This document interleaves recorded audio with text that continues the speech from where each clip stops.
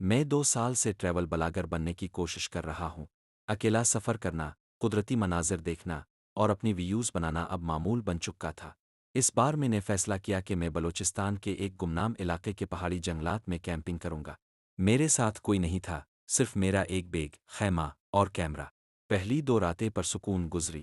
میں نے گہرا سبزہ، پرندوں کی آوازیں اور بہتا ہوا نالا دیکھا۔ میں سارا دن ویڈیوز بناتا اور رات کو آرام سے خیمے میں سوتا۔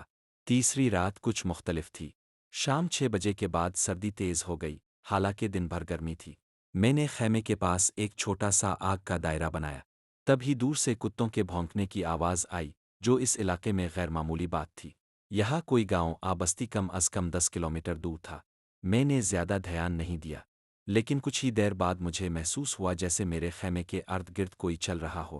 پتے چرمرائے، جیسے کسی نے دبے پاؤ قدم رکھے ہوں۔ میں نے ٹارچ جلائی، مگر کچھ نظر نہیں آیا۔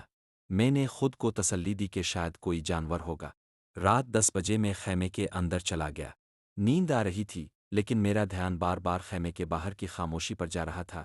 ایک عجیب سی خاموشی، جیسے فطرت نے سانس لینا بند کر دیا ہو۔ اچانک خیمے کے بالکل قریب سے کچھ گرنے کی آواز آئی۔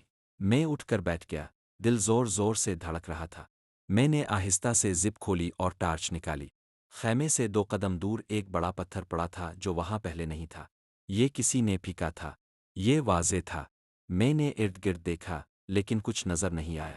پھر میں نے خیمے کے پیچھے درختوں کے سائے میں ہلکی سی حرکت دیکھی۔ کوئی تھا وہاں، کوئی انسان۔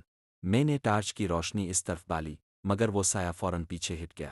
نہ چہرہ دکھا، نہ آواز آئی، صرف ایک سائے کی تیز جنبش۔ میرا دماغ سن ہو گیا۔ میں نے کیمرہ آن کیا اور خود کو خیمے میں بند کر لیا۔ دل میں یہی سوچا کہ صبح ہوتے ہی نکل جاؤ گا، مگر اگلی صبح کچھ اور عجیب ہوا۔ میں خیمے سے نکلا تو آس پاس سب کچھ بدلا ہوا محسوس ہوا۔ میرے جوتے جو میں خیمے کے باہر رکھ کر سوتا تھا، وہ کچھ فاصلے پر ترتیب سے رکھے گئے تھے۔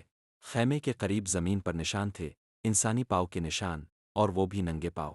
میں نے فوراً سب کچھ سمیٹا، کیمرہ بند کیا، خیمہ لپیٹا اور سیدھا نیچے کی طرف نکل گیا۔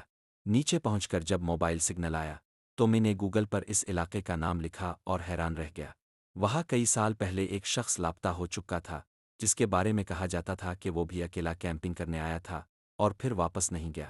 میں نے وہ ویڈیو اپلوڈ تو کی، لیکن اس رات کی کچھ فوٹیج دھندلی تھی، جیسے کیمرے کو جان بوجھ کر ہلایا گیا ہو۔ میں آج بھی کبھی کبھار سوچتا ہوں کہ اگر میں اس رات خیمے سے باہر نکل جاتا، تو شاید آج یہ کہانی سنانے والا کوئی اور ہوتا۔